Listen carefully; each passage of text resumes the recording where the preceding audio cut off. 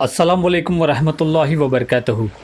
दोस्तों, मेरा नाम है शफ़ीक अहमद और मेरे इस YouTube channel the tiger of Mysore में आप सबको खुशामदीद। ए राहे हक के शहीदों, बारियाबी जो तुम्हारी हो हुजूर मालिक, कहना साथी मेरे कुछ सोखता जा, अपने रिश्ते हुए जख्मों को दिखाकर कहना है ऐसे तमगों के तलबगार वहाँ और भी है।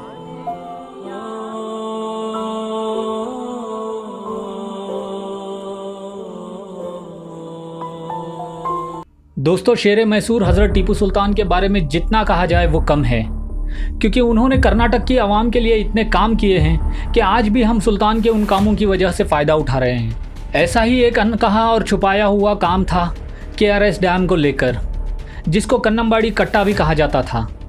चलिए पहले मैं आपको थोड़ा सा इन्फॉर्मेशन दे दूं KRS डैम के बारे में। दोस्तों, KRS डैम का पूरा नाम है कृष्णराजा सागरा डैम और इस डैम को सूकरी मोटर से बनाया गया था और ये कावेरी नदी के ऊपर स्थित है। इस डैम की हाइट है 39.8 मीटर या फिर 131 फुट भी कह लीजिए, और इस डैम की लेंथ है 2620 मीटर या 8600 फुट कह लीजिए। इस डैम की टोटल कैपेसिटी है 45.05 TM क्यूबिक फीट और इस डैम को कृष्णराजा वोडेयर द फोर्थ ने बनवाया था, जिसके चीफ इंजीनियर थे सर एम विश्वेश्वरैया। इस डैम को बनाने का मेन मकसद था पानी की कमी, जो 1875 के आसपास होने लगी थी।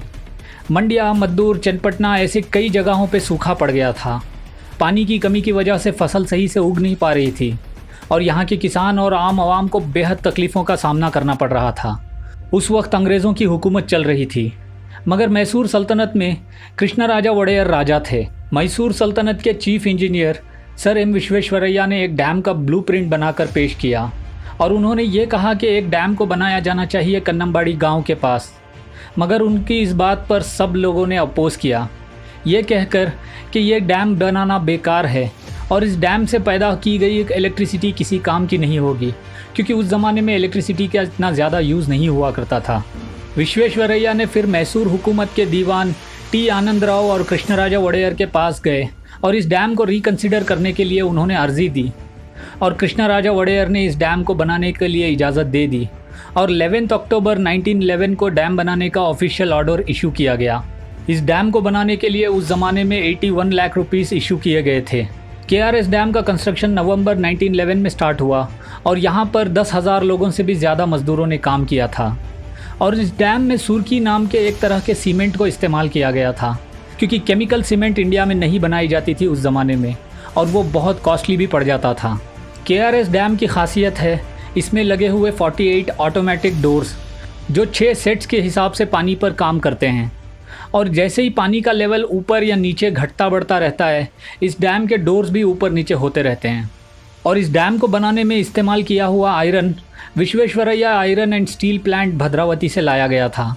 KRS डैम ही आज भी मेन सोर्स है पानी के लिए मैसूर, मंडिया और बेंगलोर के आसपास के सारे डिस्ट्रिक्ट्स में, और यहाँ से पानी कावेरी नदी से निकलकर तमिलनाडु जाता है और वहाँ पर मेट्टूर डैम में भी स्टोर किया जाता है।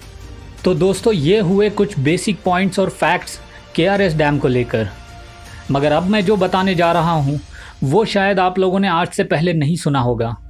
दोस्तों, थर्ड एंग्लो मैसूर वॉर के बाद सुल्तान ने अंग्रेज़ निज़ाम और मराठाओं के तीनों तरफ के हमलों की वजह से उन्होंने जंग हार गए और ट्रीटी ऑफ श्रीरंगपटना के हिसाब से सुल्तान को 3 करोड़ 30 लाख रुपए, अपनी आधी सल्तनत और अपने 2 बच्चों को तक गिरवी रखना पड़ गया था। इस वाक़ये को मैंने पूरे डिटेल के साथ मेरे ही चैनल के ऊपर एक अलग सीरीज़ में एक्सप्लेन किया है। अगर आप उन वीडियोस को देखना चाहते हो तो ऊपर आई बटन में लिंक आ रही होगी, वहाँ पर जाकर आप उन वीडियोस को देख सकते हो। दोस्तों, सुल्तान ने इतना नुकसान और मुश्किलात के चलते भी अपनी आवाम और अपने लोगों की फ़िक्र रखते थे और सुल्तान के ज़माने में भी खेती करने के लिए पानी की कमी होती थी, इसलिए हज़रत टीपू सुल्तान ने कावेरी नदी के ऊपर श्रीरंगपट्टनम के करीब में ही वेस्ट की तरफ कन्नमबाड़ी गांव के पास एक पहला डैम बनवाया था। जी हाँ, आप लोगों ने बिल्कुल सही सुना। आज का जो KRS डैम है उस जगह पर एक कन्नमबाड़ी कट्टा हुआ करता था, जिसको कन्नमबाड़ी डैम कहा जा सकता है। ये कन्नमबाड़ी डैम KRS डैम से थोड़ा छोटा था और पानी और लैंडस्केपिंग के चलते इस डैम के सिर्फ फाउंडेशन बचे हुए थे और विश्वेश्वरैया के टाइम तक किसी को इस डैम के बारे में नहीं पता था कि ऐसा कोई डैम हज़रत टीपू सुल्तान ने बनवाया भी था। मगर जब 1911 में KRS डैम के फाउंडेशन की खुदाई चल रही थी तो वहाँ खुदाई करने वालों को एक पत्थर का एक स्लैब मिला जिसके ऊपर फ़ारसी में कुछ लिखा गया था, और जब उसको ट्रांसलेट करवाया गया तो सबके होश उड़ गए, क्योंकि ये ऐसा प्रूफ था जो शेर मैसूर टीपू सुल्तान के बारे में बहुत कुछ बता सकता था। और साथ ही इस पत्थर से ये भी पता चला कि यहाँ पर एक छोटा सा डैम हुआ करता था जिसको हज़रत टीपू सुल्तान ने बनवाया था कर्नाटका की आवाम के लिए। अभी जो स्क्रीन पे आप देख रहे हो ये उसी पत्थर की रियल फ़ोटो है, और इसको कन्नड़ा, इंग्लिश और उर्दू में भी ट्रांसलेट किया गया है।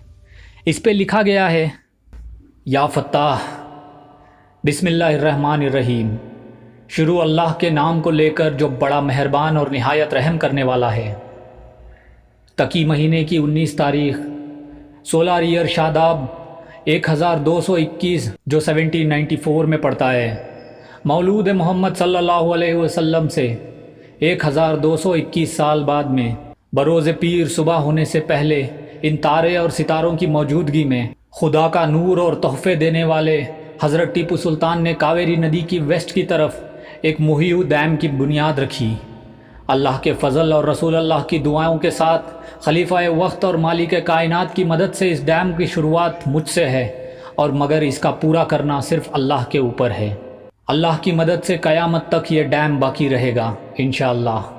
इस डैम को बनाने के लिए लाखों रुपए सल्तनत खुदादाद की तरफ से खुदा की राह में दिए गए हैं। पुरानी खेती करने वालों के साथ जो भी नई खेती करना चाहता है उसको ज़मीन दी जाएगी, और उसके ऊपर किसी भी तरह का एक्स्ट्रा टैक्स नहीं लगाया जाएगा, चाहे वो भुट्टे की खेती करे या किसी भी तरह के फ्रूट की। इस खेती करने वाले को सिर्फ 3/4 ही टैक्स के तौर पे सल्तनत को देना होगा। जो भी इस नई खेती को करना चाहता है उसको ज़मीन दी जाएगी, और वो ज़मीन सिर्फ उसकी और उसके आल औलाद की होगी क़यामत तक। जो भी इस नेक काम में किसी तरह का खलल डाले या इस काम को रोकने की कोशिश करेगा, ऐसा इंसान पूरी इंसानियत का दुश्मन माना जाएगा, और ऐसा इंसान लानती शैतान होगा जो इन किसानों को रोकने की कोशिश करेगा। तो दोस्तों, सुना आप लोगों ने क्या लिखा था उस पत्थर पर। दोस्तों, ये सुल्तान का एक फरमान था, और इससे आप क्लियरली समझ सकते हैं कि हज़रत टीपू सुल्तान कितना ख्याल रखते थे अपनी आवाम का। और हज़रत टीपू सुल्तान जैसा बादशाह पूरे हिंदुस्तान में कहीं नहीं हुआ है। हम कर्नाटक वाले बहुत लकी हैं, क्योंकि हम फ़ख्र के साथ कह सकते हैं कि हम उस मिट्टी से ताल्लुक़ रखते हैं जिस मिट्टी में शेर मैसूर हज़रत टीपू सुल्तान का खून और पसीना गिरा है। दोस्तों, जब यह रॉयल फरमान का पत्थर KRS डैम के मज़दूरों को मिला था तो ये बात कृष्णराजा वडेयर को भी पता चली, और उन्होंने भी इस पत्थर को हज़रत टीपू सुल्तान की सराहना करते हुए इस पत्थर को इंग्लिश और कन्नड़ा में भी ट्रांसलेट करवा कर तीनों पत्थरों के साथ KRS डैम की एक दीवार में ही लगवा दिया, जो आज भी मौजूद है। और अब जब तक KRS का डैम खड़ा रहेगा तो समझो हमारे शेर मैसूर हज़रत टीपू सुल्तान का नाम भी वहाँ पर लिखा हुआ रहेगा। और कुछ बेवकूफ़ सोचते हैं कि टीपू सुल्तान को हिस्ट्री से मिटा देंगे। अबे, हिस्ट्री तो उनकी मिटाई जाती है जिनको किताबों की वजह से ज़िंदा रखा जाता है। शेर मैसूर हज़रत टीपू सुल्तान तो वो हस्ती हैं जिनके नाम का पानी तुम आज भी पीते हो। और सुल्तान की शान हिस्ट्री से नहीं है, बल्कि हिस्ट्री और कर्नाटका की पहचान ही टीपू सुल्तान की वजह से है। दोस्तों, जब मैं इस KRS डैम वाले टॉपिक के ऊपर रिसर्च कर रहा था तो मुझे एक और बहुत बड़ा दिलचस्प और बहुत इम्पॉर्टेंट वाक़या मिला। ये वाक़या है 1932 का, और इस वाक़ये के बारे में बैंगलोर मिरर न्यूज़पेपर में भी एक आर्टिकल आया था जिसमें लिखा गया था कि 1932 में मंडिया के किसानों ने प्रोटेस्ट किए थे उस ज़माने की एक नई इरिगेशन स्कीम को लेकर, क्योंकि इस नई स्कीम के हिसाब से खेती के पानी की कीमत बहुत ज़्यादा कर दी गई थी। वीरन्ना गौड़ा के मेमोयर्स बदकू मेलकू में कुछ ख़ास इन्फॉर्मेशंस मिलती हैं इन किसानों के स्ट्रगल को लेकर। जब किसानों के इस प्रोटेस्ट के बारे में उस वक्त के मैसूर हुकूमत के दीवान सर मिर्ज़ा इस्माइल को पता चला तो उन्होंने एक सीक्रेट विज़िट का प्लान बनाया मंडिया में, और वो ज़मींदारों को और किसानों को मिलकर इस प्रॉब्लम का हल निकालना चाहते थे। और जब दीवान के आने की खबर फैली तो वहाँ पर हज़ारों किसान और मज़दूर मंडिया पहुँच गए। उन मज़दूरों के लीडर्स ने सुल्तान के इसी KRS डैम के फरमान को हज़ारों कॉपीज़ में बनवा कर बाँट दिए थे, क्योंकि हज़रत टीपू सुल्तान के फरमान के हिसाब से इस डैम के पानी से होने वाली फसल पर टैक्स के हिसाब से सिर्फ 12 आना ही टैक्स लगाया जाना चाहिए था, और उसमें भी 4 आने अल्लाह के नाम से माफ़ किए जाने चाहिए थे, जो बाद में किए गए। और इस तरह सुल्तान का एक 1794 में दिया हुआ फरमान 1932 और आज भी किसानों के काम आ रहा है। दोस्तों ऐसे अनगिनत काम और वाक़यात हैं जो शेर मैसूर हज़रत टीपू सुल्तान ने किए हैं और आज कुछ गद्दार सुल्तान के नाम को मिटाने की कोशिश कर रहे हैं, मगर जब तक मेरे जैसे हज़रत टीपू सुल्तान के आशिक ज़िंदा हैं कभी हम उनके नाम को मिटने नहीं देंगे। हम सच्चाई को अपनी ताकत बनाकर हमेशा तुम्हारा जवाब देंगे और देते रहेंगे। जय कर्नाटका, टीपू सुल्तान जिंदाबाद, शेर मैसूर जिंदाबाद। तो दोस्तों आज की वीडियो में बस इतना ही।